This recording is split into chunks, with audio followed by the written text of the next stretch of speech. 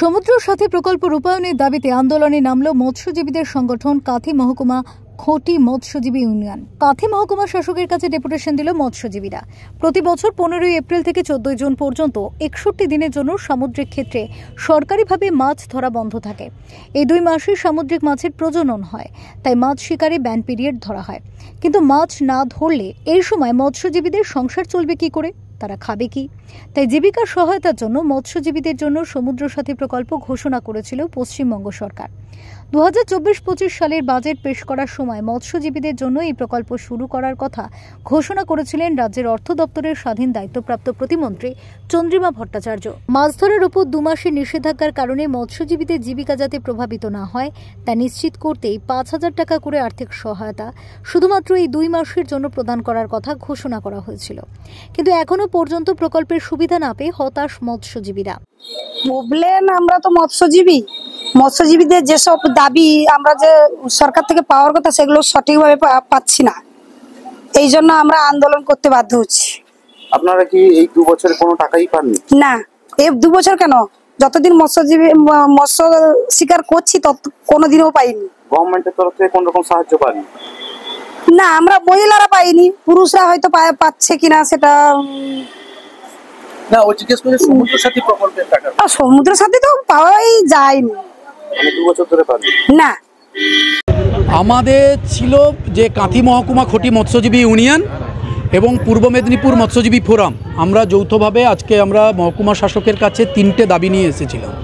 একটা হচ্ছে সমুদ্র সাথী প্রকল্পের সুষ্ঠু বাস্তবায়ন এবং মৎস্যজীবী নিবন্ধীকরণ যে কার্ড, সেই কার্ডের ভুল সংশোধন, সাথে খটির জমির যে ব্যবহারিক সত্য, এই 3টে দাবি নিয়ে প্রদানের দাবিতে আমরা এসেছিলাম।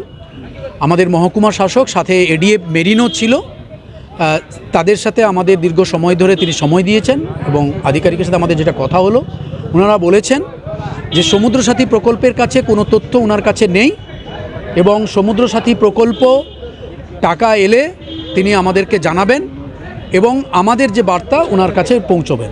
এবং আমরা বলেছি যে সমুদ্র সাথী প্রকল্প যদি আগামী দিনে বাস্তবায়ন না হয়, আগামী 1 মাসের মধ্যে আমাদেরকে কিন্তু এটা বাধ্য করছে সরকার এবং প্রশাসন। আমরা আপনাদেরকে জানিয়ে গেলাম, যদি সমুদ্র সাথী প্রকল্প আগামী 1 মাসের মধ্যে কোনো বাস্তবায়ন না হয়ে থাকে তাহলে কিন্তু আমরা এডিএফ অফিসে লাগাতার ধর্ণা কর্মসূচিতে যাব এবং সমস্ত কাজ জেলা অফিসের আমরা মৎস্য দপ্তরে বন্ধ করে দেবো। আজকে হঠাৎ উত্তেজনা, ধর্ণা দিতে হলো কেন? টাইম তো নেওয়া ছিল এসডিও সাহেবের।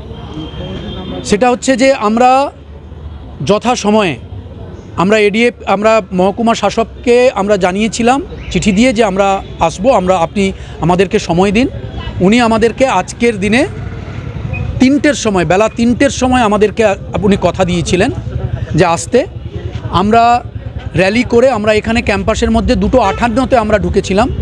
2:58-তে ঢোকার পরে উনার যিনি সেক্রেটারি ছিলেন, উনার যিনি অফিসের কর্মী ছিলেন, উনি বললেন যে আধিকারিক বেরিয়ে গেছে। তো তখন আমরা বাধ্য হয়ে আমরা এখানে রোদে কেন বসে থাকবো, তার জন্য আমরা ওনার চেম্বারের সামনে আমরা শতাধিক মৎস্যজীবী ওখানে আমরা ঢুকে গেছিলাম এবং ছায়ার জন্য এবং ফ্যান আছে তার জন্যই আমরা ওখানে গিয়ে অবস্থান বিক্ষোভ আমরা দেখিয়েছিলাম।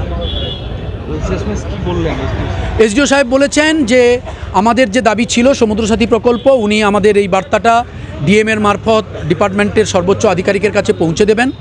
ব্যক্তিগতভাবে তিনি কথা বলবেন এবং সাথে সাথে যে অমৎস্যজীবীরা যে ঢুকে গেছে বলে অভিযোগ, সেক্ষেত্রে উনি বলেছেন যে আমি যখনই এই প্রক্রিয়া শুরু হবে, টাকা দেওয়ার প্রক্রিয়া, তার আগেই উনি লিস্ট পাবলিশ করবেন, অ্যাপ্রুভ লিস্ট, মৎস্যজীবী সমুদ্র সাথী প্রকল্পের অ্যাপ্রুভ লিস্ট উনি প্রকাশ করবেন, এটা উনি কথা দিয়েছেন।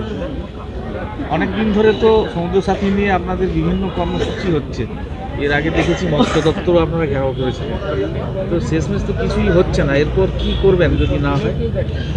আমরা আমাদের প্রায় গত 3 মাস ধরে এবং 2024-এর পরে লোকসভার পরেও আমরা ছোটোখাটো আমরা অবস্থান বা কর্মসূচি, বিভিন্ন বিক্ষোভ কর্মসূচি করেছি এবং এটা আমাদের লাগাতার কর্মসূচি চলছে। আমরা আজকে আধিকারিককে এবং মহকুমা শাসককে জানিয়ে দিয়ে এসেছি, এডিএম মেরিনকেও জানিয়ে দিয়ে এসেছি, যদি আগামী 1 মাসের মধ্যে যদি বাস্তবায়ন না হয় তাহলে জেলা মৎস্য দপ্তর আমরা বন্ধ করে দেবো, তালা লাগিয়ে দেবো এবং আমরা লাগাতার অবস্থান বিক্ষোভে আমরা যাব। দুটো ফিশিং ব্যান পিরিয়ড কেটে গেল, অথচ ঘোষণা মতো সমুদ্র সাথী প্রকল্পের অনুদান মিলল না। আর সেই নিয়েই রাজনৈতিক তোড়জোড় শুরু হয়েছে। মৎস্যজীবী সংগঠনগুলি ইতিমধ্যে সমুদ্র সাথী প্রকল্পের অনুদান পাওয়ার জন্য মৎস্য দপ্তরে ডেপুটেশন দিয়েছে, কিন্তু কোনো সুফল মেলেনি বলে অভিযোগ। এই আন্দোলনের ফলে শেষ পর্যন্ত সমুদ্র সাথী প্রকল্পের টাকা মেলে কিনা এখন সেটাই দেখার।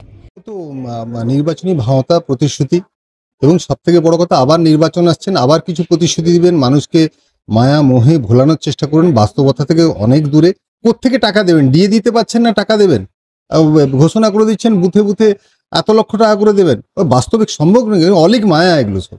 যে সমস্ত মৎস্যজীবীরা এসডিওর কাছে ডেপুটেশন দিচ্ছেন যে সমুদ্র সাথী প্রকল্পে আমরা টাকা পাইনি, নিশ্চিতভাবে কেউ সমুদ্র সাথী প্রকল্পে টাকা পায়নি, তবে এটা টেকনিক্যাল ভাবে কোন জায়গায় আটকে রয়েছে এটা আমরা খতিয়ে দেখব, যাতে সমুদ্র সাথী প্রকল্পের আওতাধীন ব্যক্তিবর্গরা অতি সত্বর সেই অর্থ পেতে পারে তার সুব্যবস্থা করব।